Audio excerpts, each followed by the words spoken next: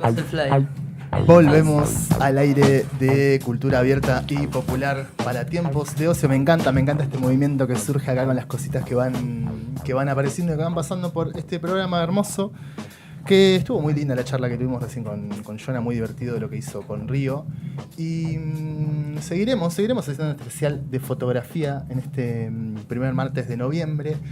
Yo no sé si, quiero ver si ya tenemos conectada a la querida Lu. Bueno, en breves estaremos hablando con Lu de Michelis porque este fin de semana se va a venir el Festival Internacional de Fotografía Freezer desde el 7 al 9 de noviembre con diferentes exposiciones, muestras, talleres, charlas en el centro de la UNLP, en nuestra querida Universidad Nacional de La Plata. Y en consideración de que vamos a esperar un ratito más para hablar con Lu, vamos a charlar con quien tenemos aquí ya en el piso sobre un gran y hermoso proyecto. Estamos con el querido Diego de Feo. ¿Cómo estás, Diego? Gracias. ¿Cómo estás? Gracias por la invitación. Gracias a vos por venir, por acercarte. Acá está el libro. Está a prueba de agua. A prueba de agua. A prueba de Sí, agua. lo he puesto a prueba. Así que, bueno, este libro fue estrenado, sacado a la luz en marzo de este año, Bien. Guacho. Y me viene dando bastantes alegrías, nos viene dando bastantes satisfacciones porque tuvo una repercusión un poco inesperada. Se venía como medio barajando por las redes, pero viste que las redes nunca se sabe lo que pasa. ¿Viste? Sí. Capaz que son 2 o 3 que te dicen cosas, pero después cuando lo sacás a la luz. Es como el amigo de la banda, viste, que Sí. te van a ir a ver todos, pero después son 10. No sabes. Pero bueno, en este caso fue mucha gente la que lo apoyó y la verdad que muy contentos. Hablando de ese primer momento de exponer, nos pasó, el invitado pasado, Jonah, con todo un poco el miedo a esa primera muestra, a la gente abierta, a la gente del mundo real y no las redes.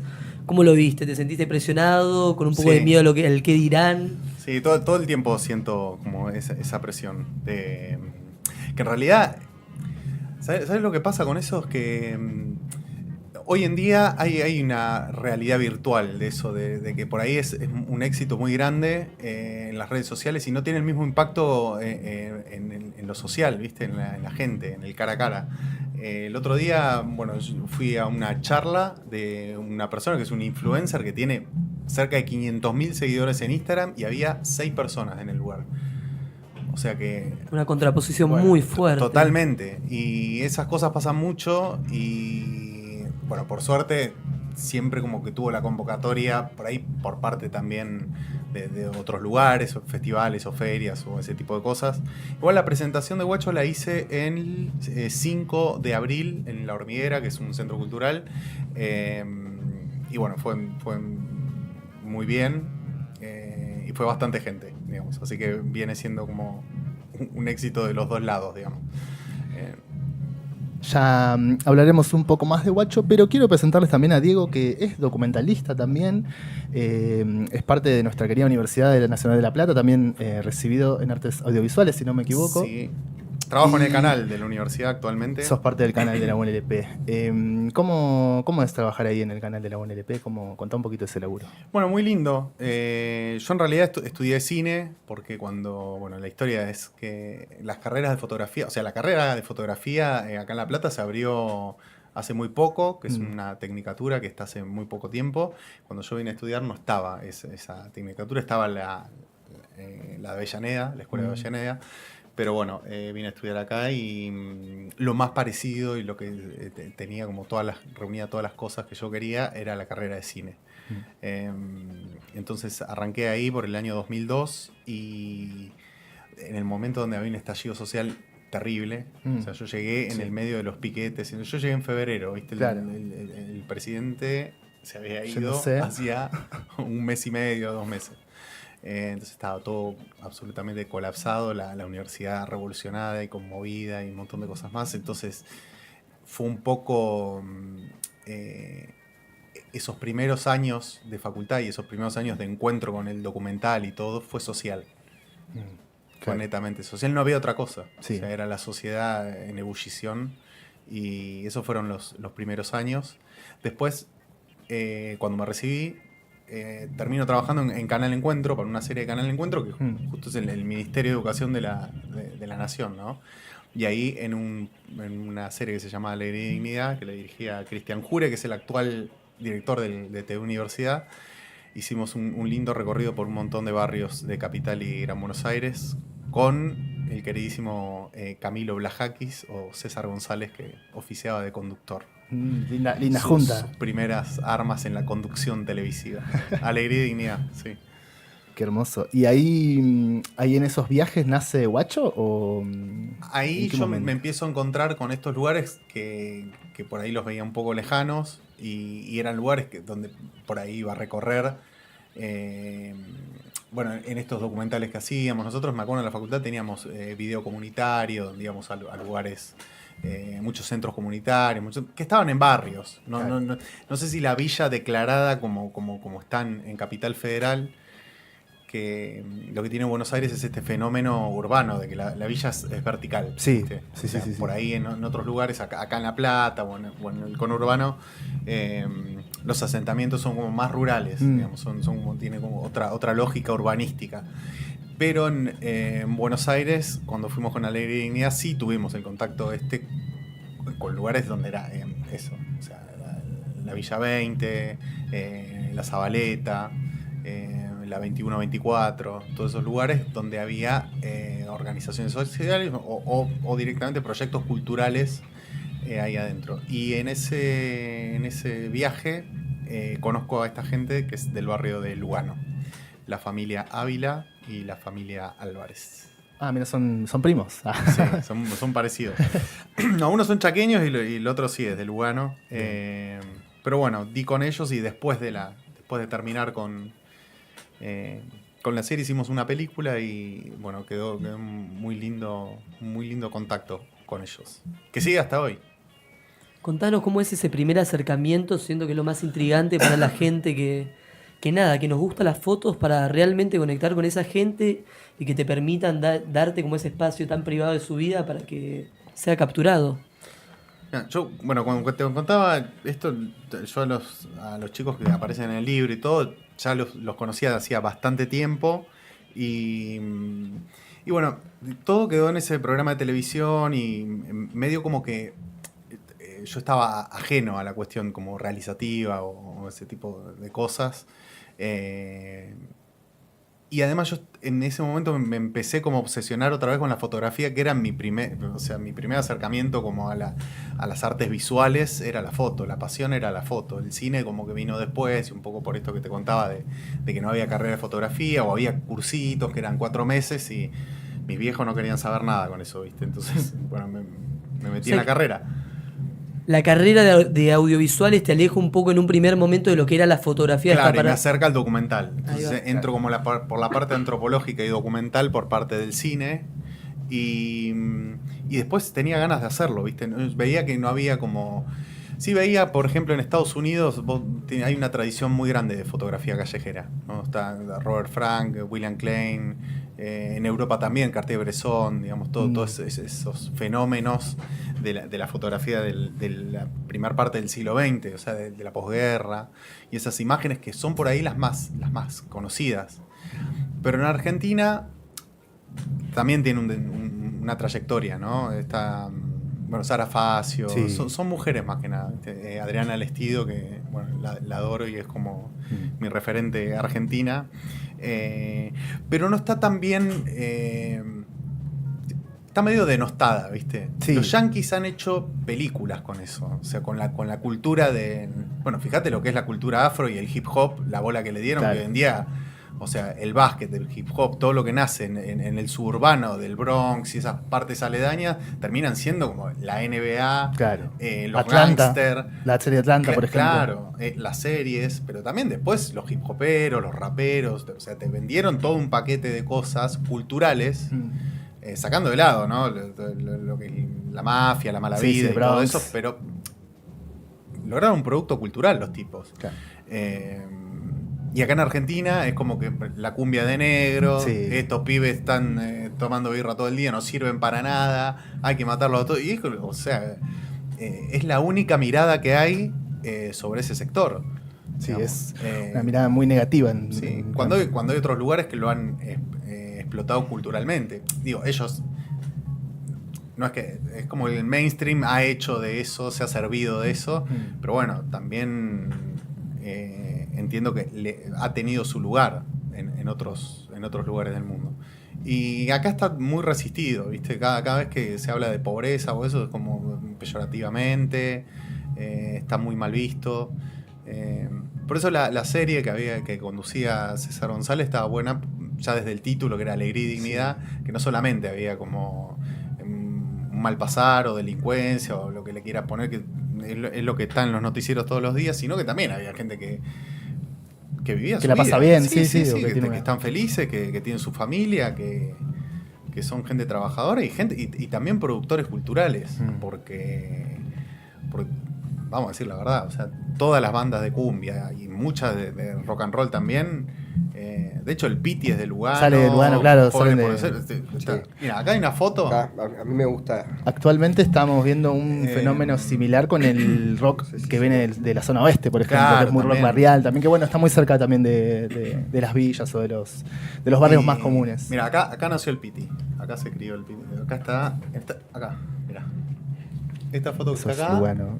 Esto es la 20, la villa. Y esto es Lugano 1 y 2. 1 y 2, claro. Estos son los monoblocks. ¿Qué los cruza? ¿Una callecita? Tipo, cruzas una los calle divide esta calle se llama Cruz. Una avenida gigante que hay ahí. En el barrio de Lugano. Y nada, básicamente aprendí un montón de cosas, disfruté un montón de cosas con ellos. Y nada, para mí fue una alegría como poder compartir este recorrido, ¿viste? Porque un poco cuando estás ahí, hay una frase que dice como cuando estás en Roma tenés que hacer lo que los romanos te dicen. Claro. Bueno, en la 20 también, o en Lugano también. Y es un poco... Sí, hay que adaptarse al barrio. Sí, pero porque es así. O sea, nadie anda solo, ¿viste? No es que vos te metiste solo con una cámara ahí a sacarle fotos. Esta gente son mis amigos. Me encanta, hermoso.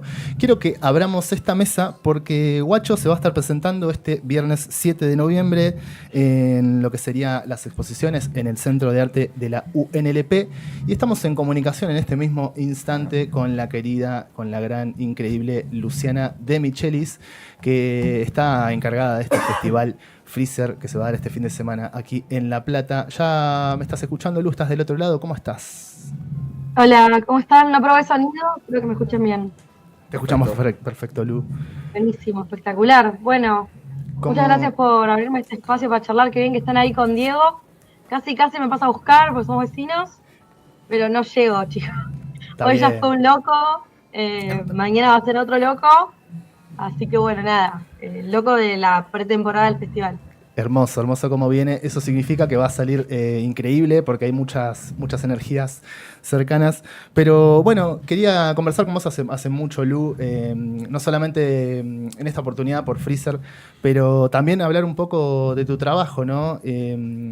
Actualmente, recientemente has presentado A pesar de las bombas, que es un trabajo muy fuerte, Lu, quiero decirte, es muy impresionante. Quiero que hablemos un poco de ese laburo. Yo entiendo que vos nacés en Ensenada, ¿cierto? Sí, yo soy ensenadense, nací y criada. Entonces, bueno, para mi tesis de grado de la facultad lo que hice fue como desarrollar este proyecto que fue una investigación bastante larga, donde justamente investigó, viste, un poco la memoria de los habitantes de Ensenada en torno al hecho del bombardeo. En ese momento, cuando yo inicio, como que había pocas manifestaciones artísticas sobre el tema, lo cual me interesaba bastante, viste, poder pensar capaz un poco qué se podía llegar a hacer, a pensar, a decir, viste, sobre esta temática que justamente es interesante que no fuimos criados en Ensenada escuchando el relato, ¿no? Por más de que paradójicamente es una historia muy fuerte, donde, bueno, justamente la ciudad, la pretensión era que justamente la Revolución Libertadora hiciera que la ciudad volara con los aires, el típico mito de si algún día explota la petroquímica, explotamos todos. Esa historia fue casi cierta, ¿no? En la semana del 16 de septiembre de 1955, sí, en la ciudad de Ensenada, donde justamente la Revolución Libertadora apuntaba justamente a poder hacer eso, ¿no?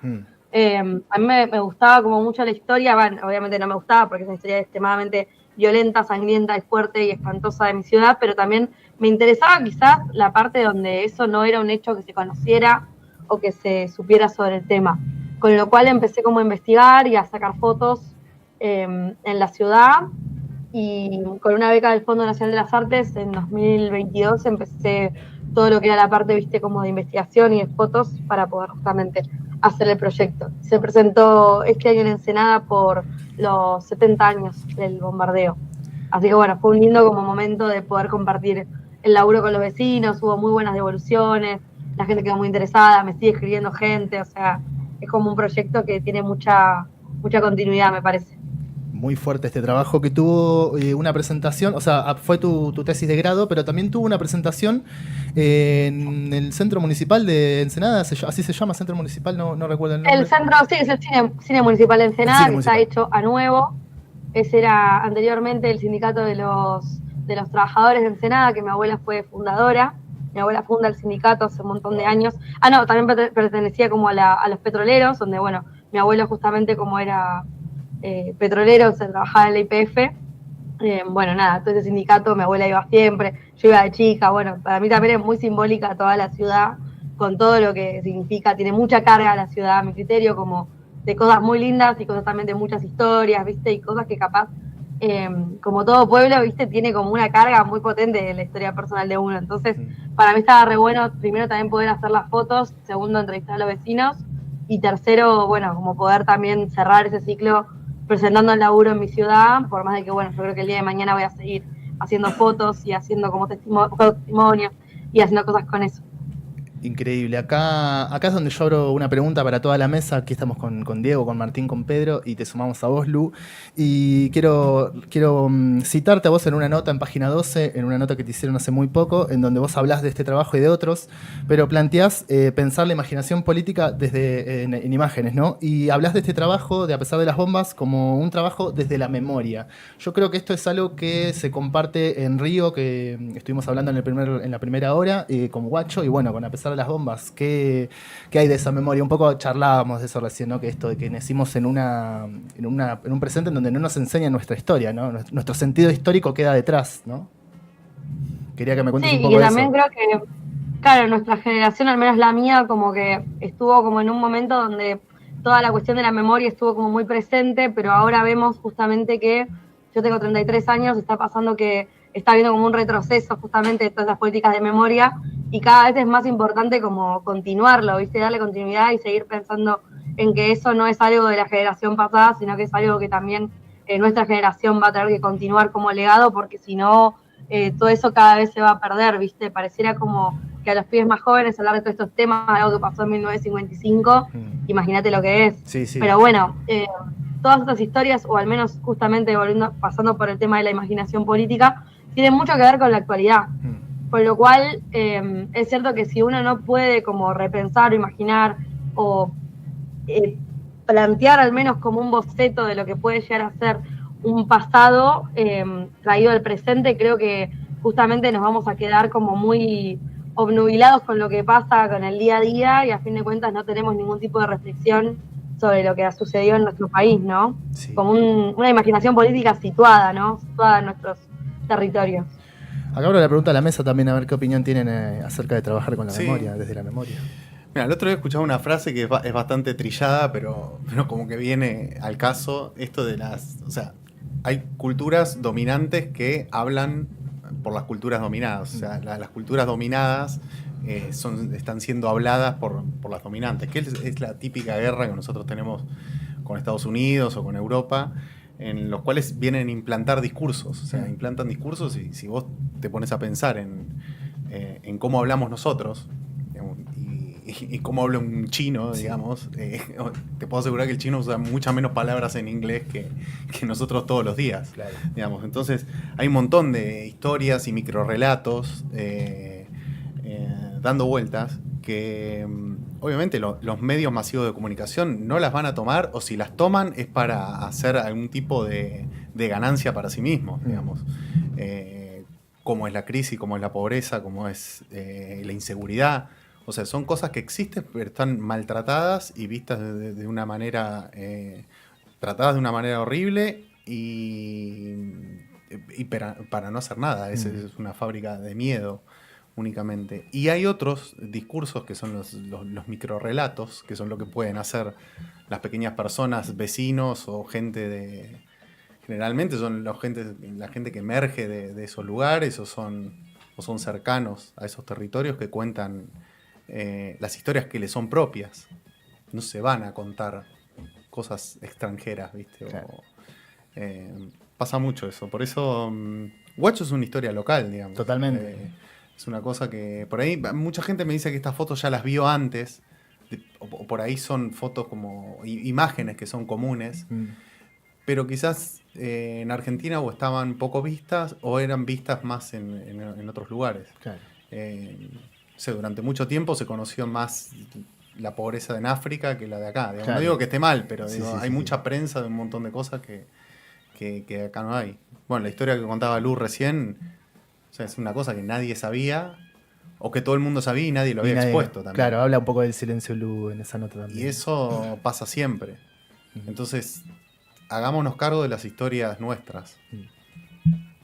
Compañeros de mesa, ¿alguna reflexión? Sí, que me parece muy interesante porque creo que además la fotografía es una de las maneras más claras y literales de representar lo que pasó en el pasado, ¿no?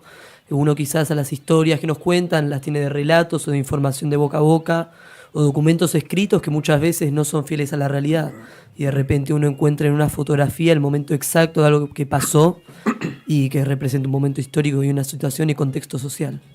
Entonces, como reafirmar la importancia que tienen los fotógrafos en y la fotografía en sí en la historia. Yo creo que es muy importante también en cuanto a la fotografía, esto que decís de los microrelatos y de buscar las historias que... O sea, la gente cuenta las historias que tiene alrededor.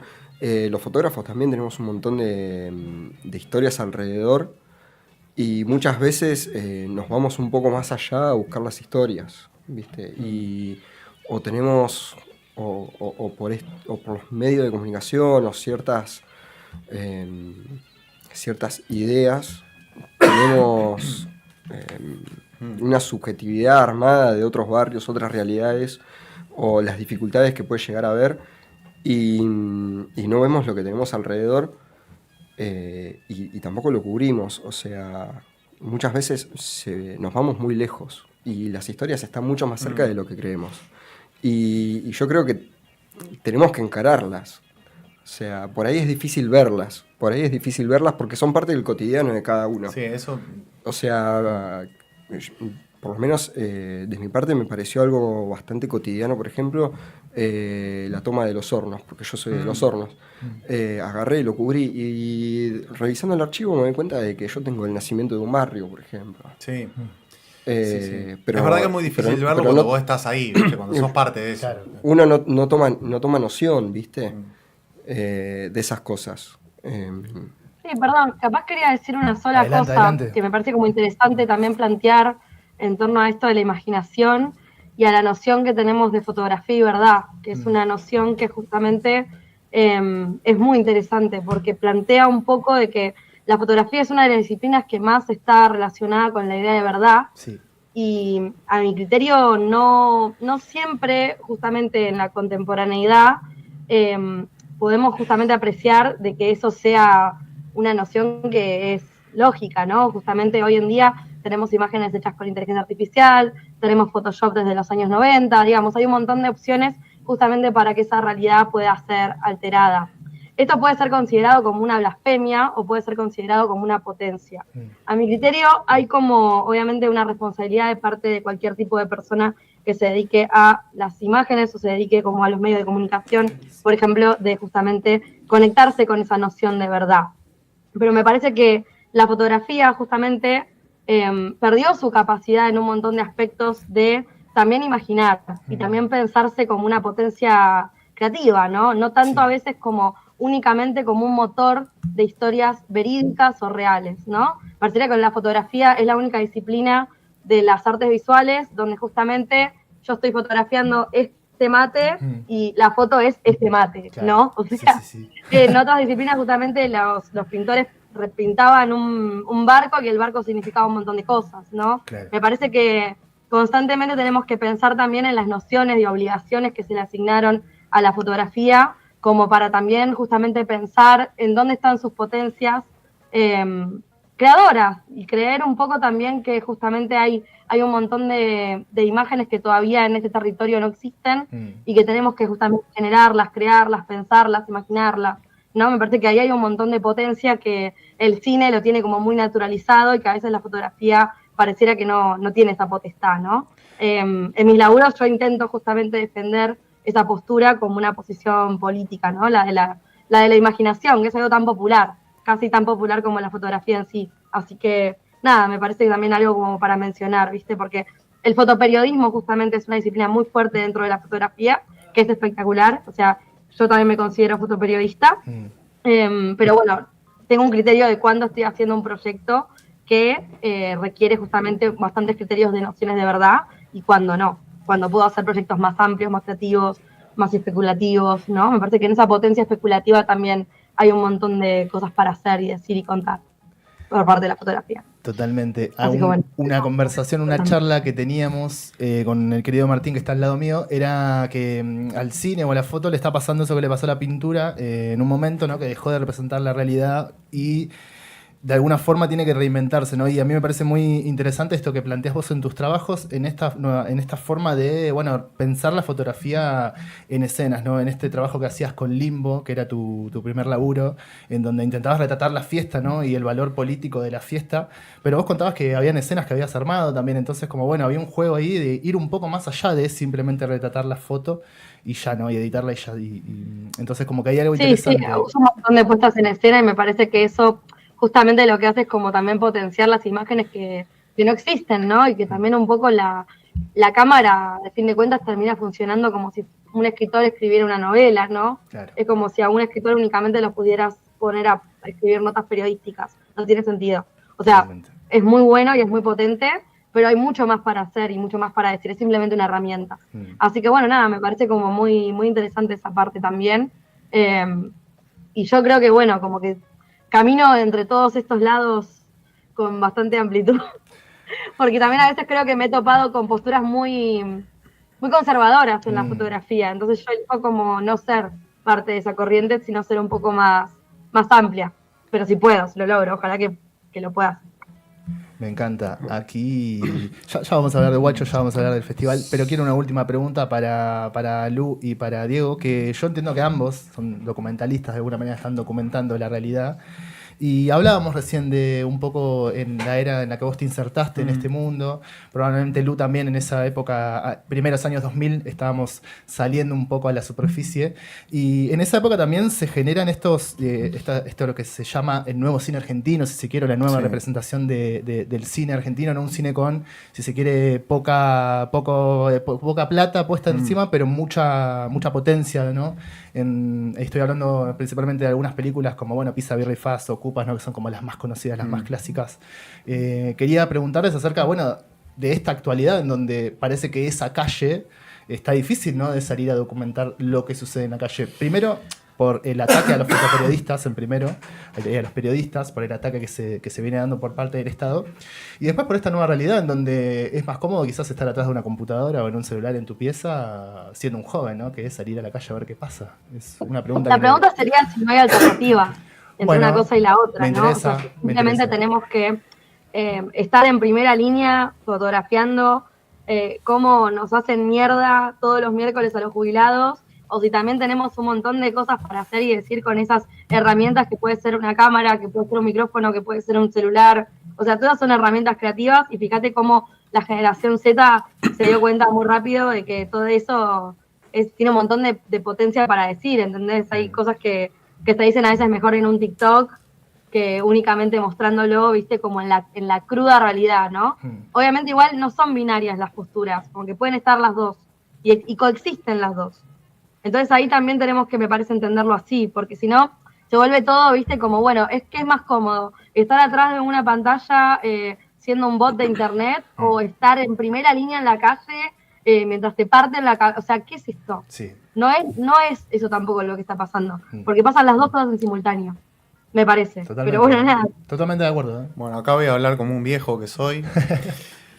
Yo creo hoy en día, no voy a generalizar de que la juventud y todo esto, pero hay un gran sector de jóvenes adultos y adultos mayores también que viven una virtualidad de sus existencias a través de las redes sociales y no se dan por aludido de las cosas que pasan. Antes cuando salía alguien a la calle, o ahora estamos viendo los videos de, ¿cómo se llama?, de Norma Pla, todo el mundo empatizaba con Norma Pla. Era una ídola nacional, Maradona la defendía, ¿me entendés? Todo el mundo estaba loco, yo banco a los jubilados, yo banco... Hoy en día, y bueno, ¿viste? Si nos juntaron plata hasta ahora, que este era un ñoqui, este era un cuca, todos lavándose las manos por las redes sociales, porque cara a cara no te dicen nada, de que no, que algo algo habrán hecho de ahora, Sí. ¿viste? Y ven que se habrá gastado la plata este viejo y nunca hizo nada, y qué querés si nunca se preocupó.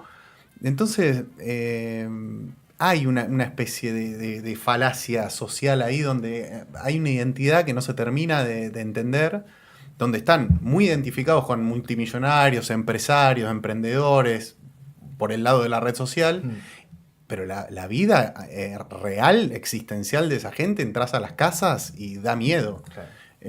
Porque realmente la situación, o sea, ese 40 y pico % de pobreza que dicen las estadísticas afectan a todo el mundo. Y hoy en día, a mí también, y yo creo que y la brecha de edades mucho más para abajo, están en condiciones muy, muy precarias, o sea, laboralmente, ni hablar, pero también en situaciones de que hay mucha gente que no puede pagar el alquiler, o que viven con los padres, o que tienen muchísimas deudas, o todos los sitios de apuestas, y son todas esas, toda esa realidad me parece nefasta en comparación a otras que son los que Luciana decía, del pibe que va con la cámara, o los que van a la manifestación, o los que le hacen frente a las situaciones adversas, poniéndole el cuerpo, digo. Y ese es un tirapiedra, no sé, Sí, un ñoqui, un subversivo, un ñoqui, un comunista. no sé, Sí, cualquier cosa despectiva. Totalmente. El que opina atrás del celular con un emoji de carita es un genio ganador. Entonces, para mí, nosotros como sociedad y la humanidad se va a dar un golpe muy grande cuando se explote la burbuja. Porque llega un momento que todo lo que vos construís simbólicamente y de forma material también es lo único que te sostiene. Entonces, cuando vos no... Acá me hace acordar de Iorio, ¿viste?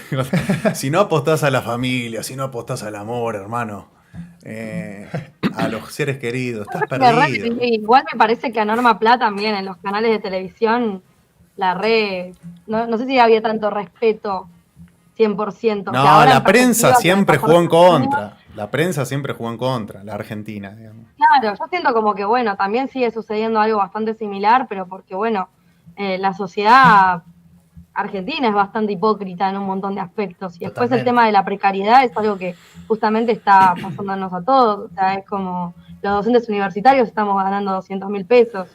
O sea, es todo realmente una situación extremadamente precaria donde, bueno, podemos justamente como hacer una gran estetización de esa pobreza, pero la pobreza estructural está siendo total. Yo creo que en ese sentido un poco lo que hay que pensar es cuáles van a ser nuestras estrategias, y yo repito, como que siempre pienso lo mismo de que no es una cosa o la otra, es todo. Es como cuando aprendimos a utilizar los memes para bardear a Milei. ¿Viste? Hay como una cuestión de que nos hacían mierda en redes sociales en 2 minutos, y que eso también les construyó poder, ¿no? Sí. Y el Cuca kirchnerista era, bueno, cualquier cosa, ¿no? Le decían. Y en algún momento aprendieron, no sé, se aprendió a hacer como jingles, se aprendió a boludear, se aprendió como, ¿entendés? Me parecía que no sabíamos utilizar internet. Sí. No, ¿viste? Y yo creo que, bueno, necesitamos una mezcla de todo. Necesitamos a esos pibes que justamente van a tener que utilizar las redes en su poder, como está haciendo la generación Z. Necesitamos a los fotoperiodistas, necesitamos fotógrafos también que tengan perspectivas súper abiertas para poder hacer un montón de cosas. Yo creo que todo eso justamente los fortalece como país, como sociedad, en esa diversidad, porque si no, vamos a seguir teniendo como, justamente como la cosa que decías, Diego, ¿viste? Como parece como que los norteamericanos hubieran entendido una postura en la fotografía que los latinoamericanos no hubieran entendido. No, quizás en Latinoamérica había posturas extremadamente conservadoras de lo que tenía que ser la fotografía, y se repetían en generación tras generación de estudiantes y docentes, y también hay que volver a pensar, bueno, cuáles van a ser nuestros referentes, de qué manera hacemos fotografía, por qué justamente en nuestro país nos cuesta tanto hacer festivales, bueno, tenemos mucho para hablar y mucho para decir, así que eso es lo bueno, que tenemos todo por hacer, eso sí. Lo imposible es lo que sería la temática de este nuevo festival, Freezer, en su segunda edición, ¿cierto, Lu? Si no me equivoco. ¿Esta sería su segunda edición? Sí, esta es la segunda edición del festival. El año pasado fue un festival que lo hicimos bastante rápido, fue en Casa Unclan, pero también tuvo charlas abiertas, tuvo una feria editorial, la gente se fue muy contenta, y esta es la segunda edición, que la verdad que nos llevó un laburazo, pero está saliendo bastante bien en todo lo que es la previa. Hoy terminamos de recibir, mira, pues, ese trapo que ya ves ahí, fue un trapo que me llevó hace media hora, que me acompañó Juan Manuel Lara, que es uno de los artistas que también va a exponer en el festival. Bueno, nada, viste, como millones de cosas que a fin de cuentas conllevan a hacer un festival en las condiciones que estamos teniendo, ¿no? A mi criterio, la está saliendo todo súper bien para justamente las condiciones que teníamos para poder hacerlo, y agradecemos un montón todo el apoyo que tuvimos, tanto del Centro de Arte, como de Tres al Cubo, como de Zenón, como de todas las personas que justamente estuvieron un poco apoyando, bueno, los 20 espacios en toda la ciudad que están recibiendo una fotografía a un montón de artistas de todo el mundo. Nada, la verdad que es un festival muy interesante, y creemos que, bueno, también empezamos a pensar ahora que tampoco va a ser tanto lo que suceda el 7 y 8 de noviembre en el Centro de Arte y en los espacios justamente independientes como Guarida, Sputnik y Planta Alta, sino también que es algo que va a tener como una continuidad durante algunas semanas más, porque claro, y programamos tanto que sospechamos que va a ser algo que puede quedar y que podemos seguir pensando actividades después. Así que la verdad que está muy interesante el festival. Mucha potencia tiene, me encanta esta propuesta, Lu. Felicitaciones en principio por el trabajo. Y bueno, ya están habiendo charlas, van a haber exposiciones y va a haber feria editorial. Estuvieron algunas conversaciones este fin de semana, ¿cierto? Si no me equivoco. Esta semana ya arrancaron algunos encuentros virtuales, si no me equivoco. Claro, estuvimos haciendo encuentros virtuales con los 20 fotógrafos que seleccionamos, porque muchos están desparramados por todas partes del mundo, incluso también argentinos que están en otros lados. Bueno, hay de todo. Y justamente empezamos haciendo esos encuentros, y después en el Centro de Arte, bueno, Diego justamente va a presentar su libro Guacho, y después tenemos varias presentaciones de libros como Partículas de Soledad Aznares, tenemos Les Ama de Pipi Tristán, tenemos también una charla de intercarreras entre las carreras locales de fotografía públicas, porque justamente, bueno, tanto yo como varios de mis compañeros somos estudiantes o trabajadores o docentes de la universidad pública, así que nos parecía genial también un montón de conexiones con eso, porque medio que es lo mismo, o sea, justamente el festival y eso, medio que estamos ahí, porque también en esta ciudad justamente la universidad es tan potente que todos formamos parte también un poco de eso, así que nos parecía que eso tenía que estar también visibilizado en la programación. Bueno, nada, hay un montón de programación. Sí. Después, si quieren, pueden chequearla. Y hay talleres que van a dar, bueno, Jerónimo Rivero, Erika Boguet, Lucía Ledesma, me falta uno, el de Célica Belis. ¿Qué más? Hay un montón de actividades este fin de semana en este festival. Hermoso, va a estar hermoso, Lu. Este 7 y 8 de noviembre se viene el festival Freezer. Pueden buscar toda esta información de la que estamos hablando en freezer.photofest, que es el Instagram del festival, y allí se van a estar dando también las comunicaciones. Lu, ya te liberaremos, así terminamos aquí de conversar de Guacho un poco, pero quería hacerte una pregunta que le hacemos a todas las personas que pasan por este aire de cultura abierta y popular para tiempos de ocio. Nos interesa saber qué es el ocio para vos, el ocio. El ocio, me encanta el ocio. Para mí el ocio es el motor de la cultura, el motor de todo lo que justamente hacemos. El ocio es lo mejor que hay. O sea. Y justamente, bueno, yo trabajo bastante con el tema del ocio por el tema de que trabajo con proyectos que justamente, bueno, son sobre música, y la música y el ocio tienen mucho que ver, ¿no? Con ese momento donde justamente quizás vamos contraculturalmente con esta noción del trabajo, ¿no? Sí. Esta cuestión de que a veces pareciera como que es una cosa o la otra, ¿viste? O uno trabaja como un esclavo o tiene ocio, ¿no? O sea, justamente también es una mezcla de todo, ¿no? Y un poco también en mi caso, yo yo soy muy obrera, muy trabajadora, porque justamente tengo una familia bastante humilde, entonces, perdón, estoy con Romeo, que justamente acaba de venir. Mi viejo me tiró una frase una vez que era... Pero acá el festival que me decía que venda justamente la fiesta. Mira, vos que perdón, el ocio. Ahora voy a hablar del tema de la fiesta del Mi festival. viejo tenía una frase sobre el ocio que era, es re peroncha, mira, vos te va a gustar. Que decía, viste ese del trabajo a la casa y de la casa al trabajo, bueno. Mi viejo decía eran 8 horas para descansar, 8 horas de trabajo y 8 horas de ocio, que no eran no hacer nada, sino que era tocar un instrumento, jugar al ajedrez, aprender una disciplina. Claro. Que no sea el oficio o el trabajo profesional. Digamos, el ocio era hacer algo en ese tiempo ahí. En ese tiempo libre, pero que fuera esto, ¿no? Desarrollar la virtud en un instrumento, en alguna actividad, quizás un oficio que sea paralelo, pero siempre era aprender a hacer algo. Esa idea obrera que había, ¿viste? De tener que estar en actividad, pero bien. Sí, o sea, sí. Sí, pero productivo en términos también de uno, ¿no? Del cuerpo, del ser. Pero bueno, ahora, no sé, quieren reformar la ley laboral y hay que estar en 12 horas 18. Laburando. Se cambia la ecuación ahí. De 12 a 18 laburando, dormí cuando puedas. Decía un pibe el otro día, bueno, que duerman el fin de semana. Uf. Sí, amigo. ¿Vos con quién vivís? No, vivo con mi mamá y... Qué fácil así. Bueno, Lu, gracias. No, es una locura, es una locura. Muchas gracias por... Gracias a ustedes por el espacio y por todo. Estás invitada al piso cuando quieras y cuando gustes también a venir a seguir conversando porque bueno... Re, voy a ir. Lu también es histórica. Y aparte vamos a poner las fotos. Sí, tenemos que pegar una foto aquí en Trinchera, que es uno de los espacios seleccionados también para exponer.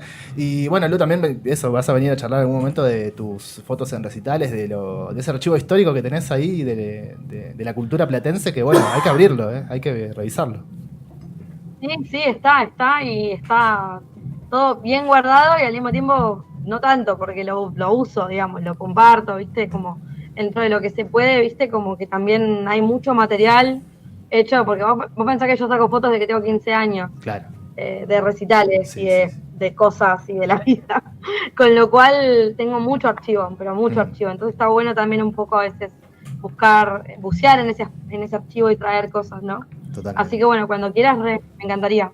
Bueno, gracias, Lu, te despedimos. Y nos vemos Dale, el fin de semana. Nos vemos el fin de semana allí en el Festival Freezer. Y nos quedan algunos minutos para conversar. Algo que nos quedaba de Guacho, que es un trabajo hermoso. Felicitaciones de verdad, Diego, por este laburo. Gracias. Que habla sobre el barrio, algo que también me interesaba que conversemos aquí en la mesa. Bueno, estas visiones que uno tiene sobre el barrio.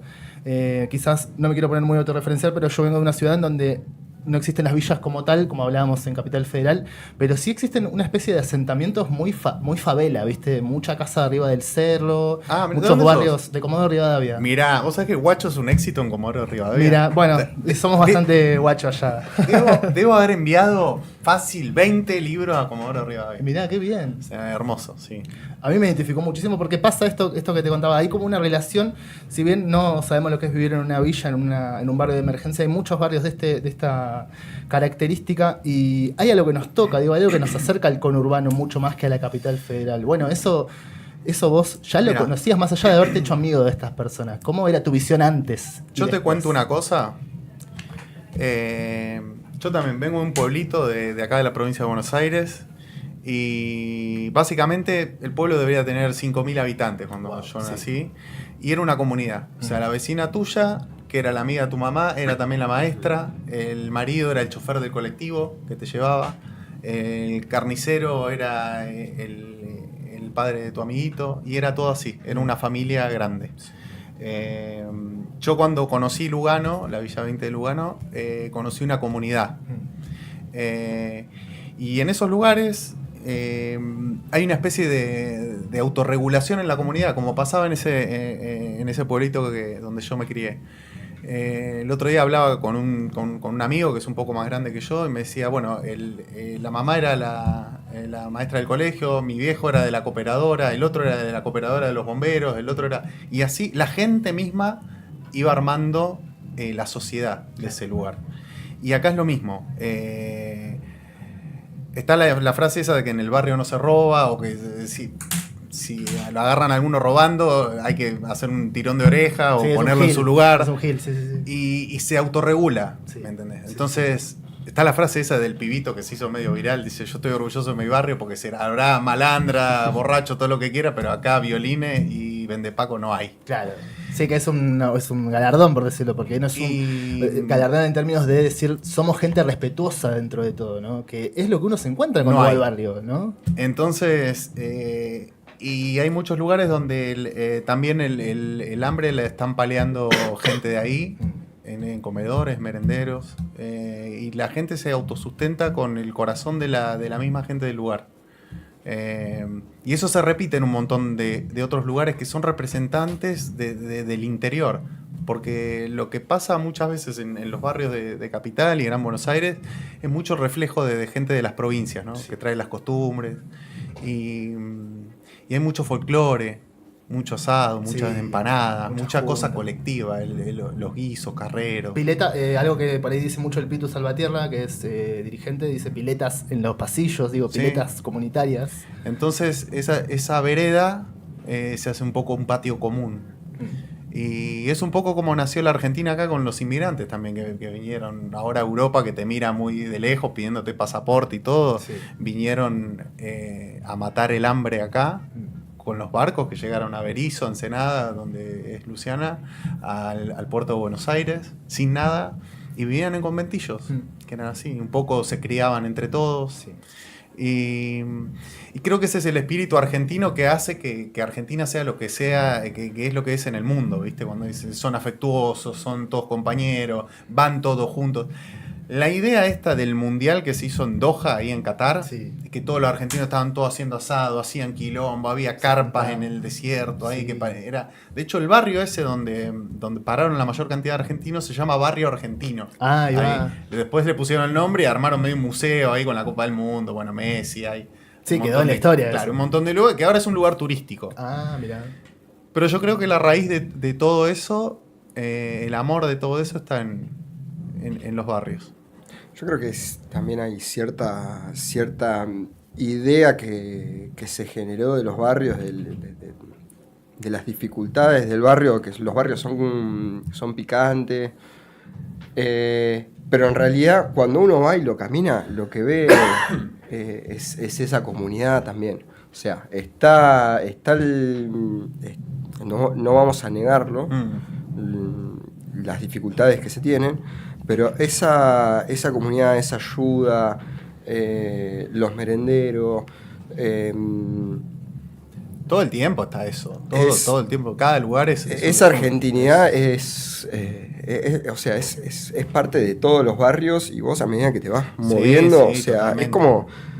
la otra vuelta vos me preguntaste sobre el Rincón, cómo era el Rincón. Yo te tiré del barrio El Rincón. El barrio Rincón para mí es un barrio, o sea, es un barrio. No es el barrio más lindo, es un barrio hermoso. Pero yo lo digo sin prejuicios porque de vuelta, yo estoy muy a favor de lo que demuestra Guacho. Y yo las palabras que uso las uso porque, por ejemplo, me pasó que encontrarme gente que le diga, decirle Guacho y me decís, ¿qué me decís Guacho? Si yo tengo papá y mamá. Yo lo que quería ir es que cuando uno nombra un barrio, por ahí piensa de que, bueno, no, te estás metiendo en un lugar complicado. Sí. Y es la primera idea que uno se hace, che, me voy a tal barrio. Es picante, ¿viste? Y después cuando uno se arrima, se acerca, lo camina, empieza a ver esta hermandad también y esta comunidad que hay, que es hermosa. O sea... Yo por ahí... Sí, y eso pasa en todo el país también. Por eso esa cuestión federal que te decía que me escriben de Jujuy, de Comodoro, mucho de Río Grande del Sur. El sur pegó mucho de Neuquén. Hay muchos que me pidieron el libro de allá. Y son muy solidarios, ¿viste? En el sur, porque en el sur no te dan una mano, te moriste de frío, no es como acá o en algún otro lugar que por ahí está medio fresco, pero no pasa nada. Sí, y bajan la temperatura y si no tenés un poncho, moriste. Por ahí, en la temática de Guacho, y esto por ahí es lo último que voy a decir, yo venía viendo que se evadía mucho esta cuestión de mostrar cosas que eran zafadas o bastante fuertes, porque obviamente grababa o documentales o series o cosas que iban para televisión o para alguna franja horaria, entonces no se podía mostrar. Claro. Pero había mucho que era así, qué sé yo, el cannabis, o la manopla, ese que está con la manopla, o las armas también, o eso. Y mucho del pedido era retratame así. Claro, no importa. Sí, sí, porque esta es mi vida. Y hay un tipo que se levanta la remera acá, que es este. Que Sí, dice, esa es tremenda. sacame foto a mí, que Esa es yo me tremenda. comí un montón de fracasos, me pasaron un montón de cosas. Y él quería ser visto así, quería ser representado así, no quería caretearla. Claro, ¿me entendés? totalmente. El chabón. Y con el caballo cartonero también. Sí. Y hay uno que dice, che, bueno, pero vos le sacás a los pibes que uno está tomando, el otro está fumando porro, está tomando birra.